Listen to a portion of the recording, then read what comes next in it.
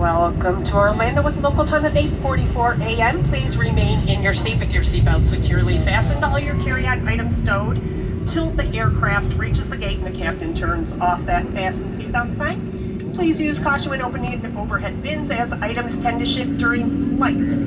If your cell phone's within your reach, you may now use it. If you need special assistance today, such as a help with a wheelchair or anything, please remain in your seat to the majority of the passengers to play. This allows us to give you the best assistance, and this is normally when wheelchairs become available. If you had a green tagged item, a stroller, anything that you left at the bottom of the jet bridge, it's going to be here at the bottom of the jet bridge when you get into, when we get into Orlando here. Do us a favor, step off to the side and let other people pass. Give them a few minutes to bring that up from the belly of the aircraft, as it does take a few minutes. Guys, just want to remind you, we have that Spirit application. That $60,000 is a great offer.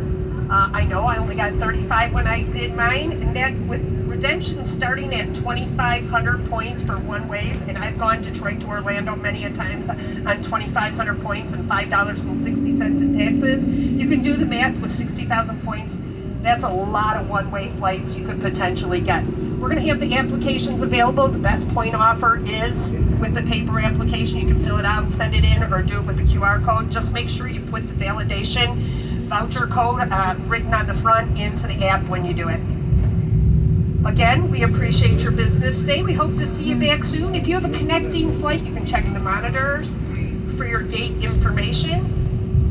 And there's no need to pick up bags as long as you make your final destination where you're going to next. Thanks. Have a great day, guys.